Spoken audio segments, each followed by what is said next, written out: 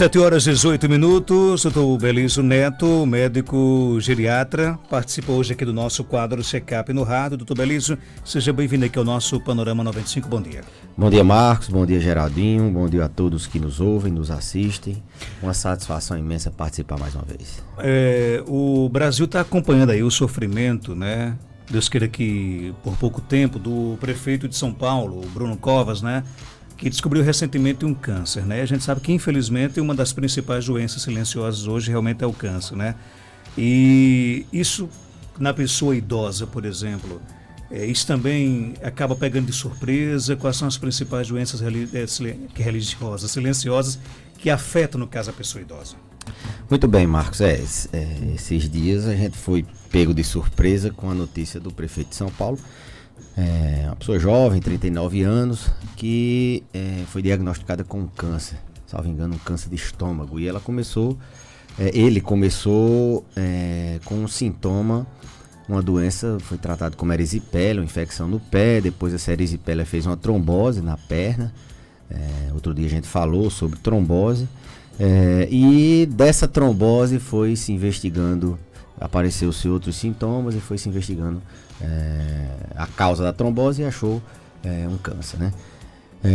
Silenciosa por quê? Porque ela não dá manifestações, não dá sinais típicos da doença, né? Na verdade, a grande maioria das doenças dos pacientes idosos, elas se manifestam silenciosamente ou de maneira atípica, ou seja, não é aquela forma clássica ou com poucos sintomas. Agora a gente tem algumas que são mais perigosas do que outras, né? Algumas que se manifestam de maneira muito grave quando ela vem dar algum sintoma da doença. O câncer é uma delas. É bem verdade que o câncer ele pode dar alguns indícios com perda de peso, sem explicação, com sintomas constitucionais, anemia. O paciente sente coisas estranhas, às vezes não específicos de uma doença. Como foi o caso dele, e durante a investigação a gente acha o câncer. Por isso que existem campanhas como a do Outubro Rosa, como a do Novembro Azul, para se identificar, rastrear essas doenças mesmo antes delas aparecerem. Essa é a importância de se buscar diagnosticar, se buscar tratar as doenças silenciosas, no caso o câncer. A osteoporose seria uma delas, no caso? Seria também. A osteoporose, ela é uma clássica doença silenciosa, né? A osteoporose é aquela doença que o osso vai desmineralizando, né? Ele vai perdendo sua consistência, ele vai ficando mais fraco, vai ficando mais com o risco de fraturar. E isso não dá sintoma. À medida que a gente envelhece, principalmente as mulheres, a perda óssea ela vai se acentuando, né? E o paciente, se não fizer um exame, se não buscar essa doença antes que ela aconteça, a gente tem, geralmente quando aparece na forma de uma fratura, né? O osso oco, o paciente às vezes nem cai ou tem uma fratura na coluna, tem uma dor na coluna, e a gente descobre uma osteoporose. E é uma doença muito perigosa, que uma fratura num fêmur decide a vida de uma pessoa, no crânio também.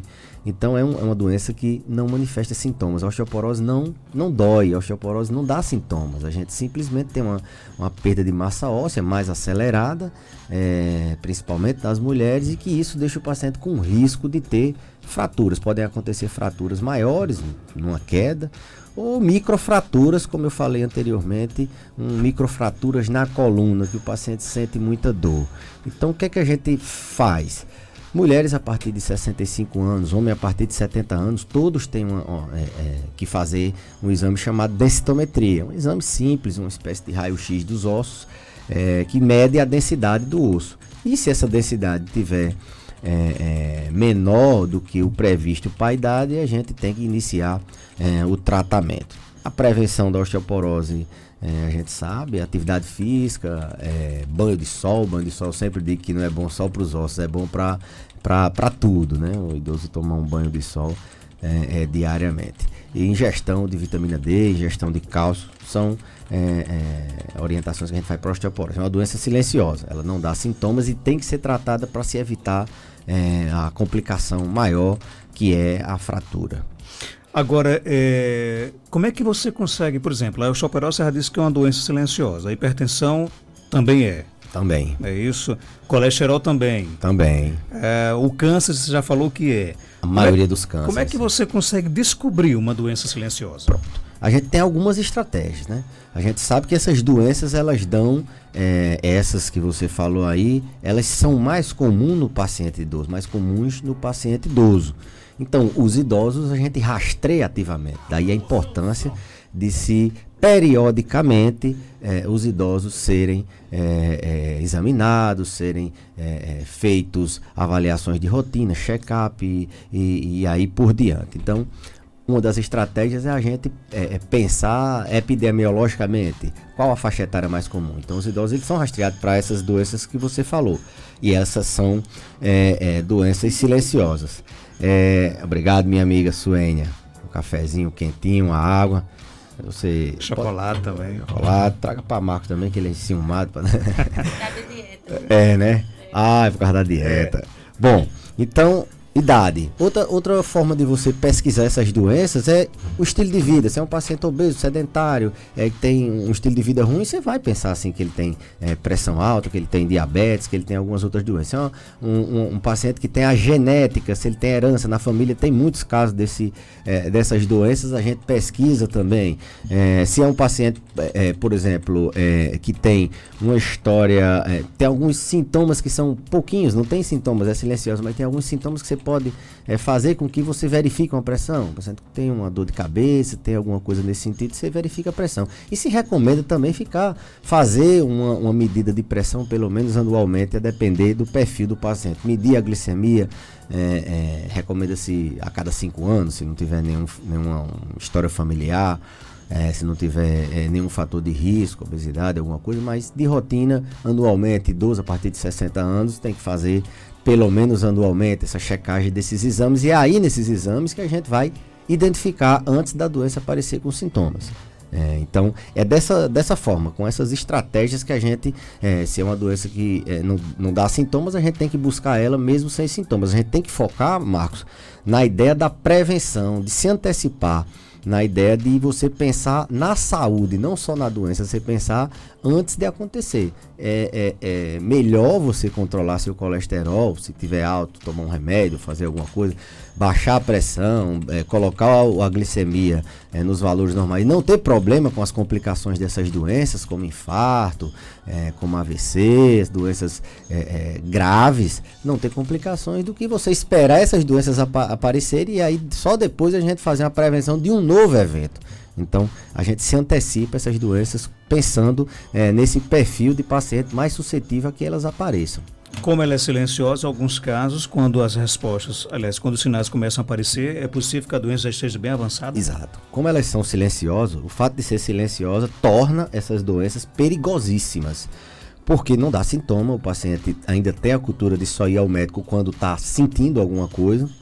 O paciente idoso não pode esperar sentir nada, ele tem que colocar na rotina dele de ir no posto de saúde, ir ao médico da sua preferência, se for tiver a oportunidade de ir ao médico geriatra a cada 6 meses, a cada ano, mas ir antes da doença acontecer. E como ela é silenciosa, quando vem aparecer um sintoma, no caso da osteoporose já é um sintoma muito grave, que é uma fratura, né? No caso do diabetes, quando o diabetes vem aparecer algum sintoma, se for uma agudização, um quadro gravíssimo de diabetes muito alta, o paciente tem que ficar internado, né? A gente chama de coma hiperosmolar, um estado de glicose muito alto, ele entra em coma literalmente.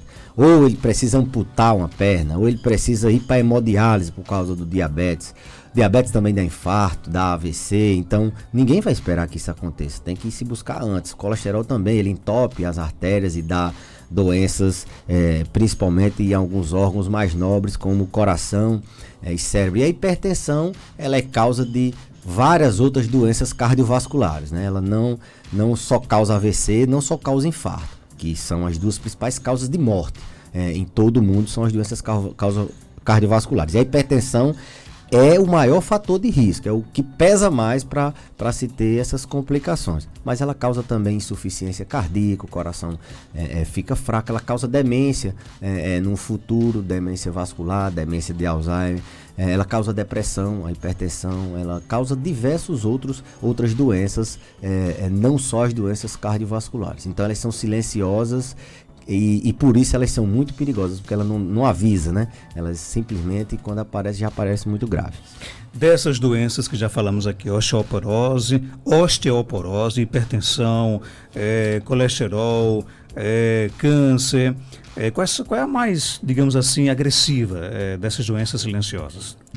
Marcos, eu diria que a menos agressiva, assim, a gente pode pensar em agressividade de maneira colocar o paciente em risco de vida, né? E ali ele morreu não, eu diria que aí a hipertensão e o colesterol junto com o diabetes eles podem colocar o paciente em óbito iminente, né? Pressão muito alta faz um AVC hemorrágico ou um AVC isquêmico ou um infarto e o paciente pode morrer ali em poucos minutos, né? Em termos de emergência, são de letalidade rápida, eu acredito que sejam essas.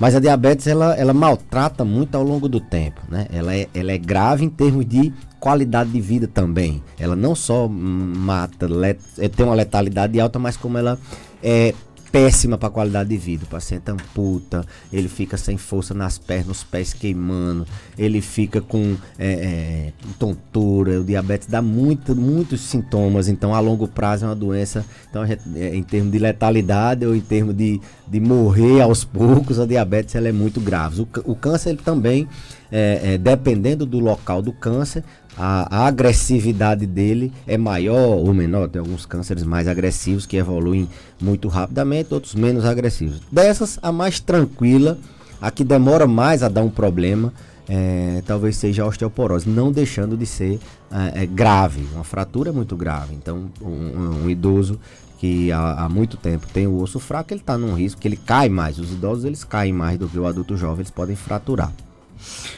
O idoso, tem uma pergunta aqui no nosso WhatsApp, um idoso com 75 anos, quando fica agitado, tem dificuldade para falar e treme as mãos. Qual seria a possibilidade de um diagnóstico?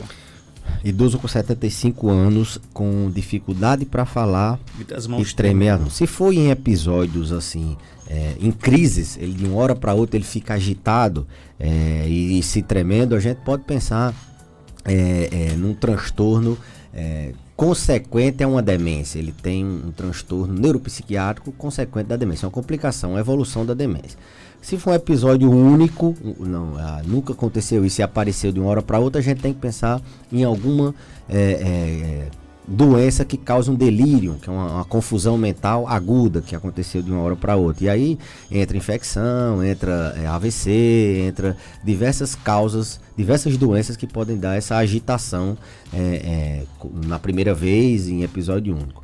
Se for um idoso lúcido que não tem demência e ele fica agitado, mesmo consciente, se agita com a consciência se tremendo, pode ser uma crise de ansiedade, né? É mais comum, 75 anos, ele tem uma reserva cognitiva menor, ele tem um risco maior de entrar em confusão mental por causa de alguma demência que está ali silenciosa, né? A gente tem demência que ela não manifesta sintomas, a fase pré-clínica dela, no caso do Alzheimer, por exemplo, é sem sintomas, né? Quando vem dar esquecimento, ela já está instalada ali há alguns anos. Então pode ser uma complicação de uma demência, pode ser um delírio por alguma doença que está acontecendo agora, ou pode ser, se for um idoso lúcido que não tem demência, uma crise de ansiedade. São as três principais hipóteses. A gente, sem examinar, sem conversar direitinho, a gente não tem como dar um diagnóstico. Tem pergunta aqui no nosso WhatsApp. Bom dia.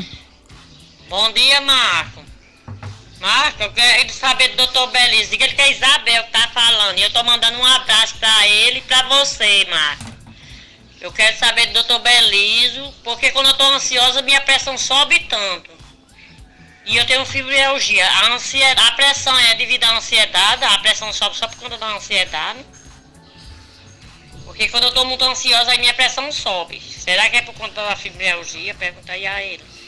Diga que eu tô mandando um abraço pra ele, pra você também. Um abraço, Isabel. E aí, doutor Belizo? Mandar um abraço pra dona Isabel, ela com fibromialgia, ansiedade e a hipertensão. Sem dúvida, uma crise ansiosa, ela sobe a pressão. A gente tem uma descarga adrenérgica e libera adrenalina. A adrenalina, ela aumenta a pressão. Então, as pessoas que têm ansiedade têm que tratar a ansiedade. Tem que tratar de maneira eficaz, para não ficar tendo crises, ficar com a doença sem sintomas. Senão, toda vida que tiver crise ansiosa, a pressão vai subir. A fibromialgia, ela pode sim elevar a pressão em virtude das dores, né? Uma dor recorrente, então também compensar a fibromialgia para que o paciente não fique tendo crises de dor ou de perda de sono. Tudo isso faz com que a pressão suba, e às vezes o paciente se confunde. Não, só sobe porque eu sou ansioso, mas se está ficando ansioso direto, a pressão subindo direto, ela tem o mesmo risco de, se o paciente não tem ansiedade, de ter pressão alta. Não, doutor, ela fica ansiosa só quando eu me preocupo, mas me preocupo direto. Então, ela só quando eu perco o sono, mas perde sono direto. Não, só quando eu tenho dor, mas tem dor direto. Então tem que tratar a causa de base. Por que essa pressão está subindo? E ela não dá sintomas. Às vezes a pessoa até acha que está com dor ou está ansiosa por causa da pressão. Não. Foi verificada a pressão no momento de dor de cabeça, no momento de dor na coluna, no momento de crise ansiosa, e a pressão estava alta por causa da dor ou da ansiedade. Não a pressão que subiu e causou a dor. Isso é o mais comum. A pressão sobe em virtude de alguma causa. Não estou falando assim, agudamente, né? Ao longo do tempo ela sobe mesmo. Quem tem hipertensão, ela fica alta o tempo todo, independente de dor ou de qualquer outra coisa. Doutor Belísio, minha irmã tem 39 anos e tem hérnia de disco, né? E ela sente diariamente uma dor na perna, uma dor insuportável. Ela diz que está ficando torta de um lado. Tem a ver com essa tal de hérnia de disco? Tem. Hérnia de disco, ela dá todos esses sintomas, né? De dor descendo para a perna, dor na coluna. Se for hérnia de disco, na coluna lombar. Eu estou falando que tem hérnia de disco também na coluna do pescoço, na coluna torácica. Os sintomas, as complicações são em outras regiões, mas dá assim dor na perna, dá a sensação de que o paciente, se mexer, ele dói, e aí ele começa a ter uma postura reativa, a dor começa a ficar mais do lado. Eu sempre reforço, não adianta saber que tem a doença, não adianta saber que tem ansiedade, que tem hérnia de disco. Tem que tratar, e de maneira eficaz, porque às vezes os pacientes esquecem desse detalhe. Não, eu tenho a doença, e não, eu tenho a doença, não são, hoje em dia não tem nenhum tratamento, não tem nenhuma doença que não tenha uma forma de tratamento. Todas têm alguma forma de tratamento. Então é buscar o tratamento, não deu certo, volta até ficar sem dor, até dirimir o máximo possível os sintomas. Abraço aqui o nosso querido amigo Anselmo Santana. Ele faz uma pergunta aqui bem interessante. Ele conta que a sogra dele teve um segundo AVC em 15 dias. E uma das principais sequelas é que ela diz que não está na casa dela, né? E quer ir embora para sua casa. E fica com raiva quando a gente diz que ela está em casa. Fica pedindo para ir embora, chega até a chorar. Ele pergunta, doutor Belísio, a minha sogra pode voltar a reconhecer a sua casa novamente? Bom, extremamente comum. O paciente que tem AVC uma vez, ele tem um risco de ter outros AVCs muito mais do que as pessoas que não tiveram. Então, quando tem o AVC, a gente não faz só aquele tratamento para a fase aguda, de tentar desobstruir as artérias, de manter o paciente. Não. Depois dali tem um outro tratamento que a gente chama de prevenção secundária, porque a gente sabe que ele vai ter outro AVC se a gente não fizer a prevenção secundária. Então, ela teve um novo AVC porque tem um risco maior de ter AVC. A primeira questão é essa. E ele falou que ela desorienta no tempo, ela não sabe, né? E no espaço, não sabe se está em casa e quer ir. Às vezes esquece de alguém, depois volta a conhecer. Pronto. Isso é uma coisa que a gente chama de demência vascular. O que é isso? São sintomas de, por exemplo, uma demência de Alzheimer, de esquecimento, de desorientação, de reconhecer as pessoas, em virtude de um AVC, em virtude de uma doença vascular no cérebro. Então, ela provavelmente desenvolveu uma demência de Alzheimer. Está muito cedo ainda, 15 dias, o tecido nervoso ele regenera lentamente, às vezes com 6 meses, né? Ele dá uma melhorada. Então, o que é que a gente recomenda? Que ele reforce essa essa questão da prevenção secundária, volta ao médico que está assistindo ela para saber se está fazendo isso, e já começa um tratamento para demência. A gente sabe que se você iniciar um tratamento agora, a velocidade de progressão dessa doença e os sintomas que dela aparecem, como ela diz que não reconhece, quer voltar para casa e ainda chora, isso vai dar muito trabalho. Então tem que tratar essa demência de maneira o mais rápido possível. Lógico, às vezes o paciente não tem acesso a serviços especializados nesse aspecto. Mas o médico da atenção básica, ele tem competência suficiente para reconhecer um caso desse, pelo menos iniciar a prevenção secundária. Provavelmente, respondendo a pergunta dele sobre se vai voltar ao normal ou não, provavelmente deve ter feito um AVC numa área relacionada à memória, à orientação.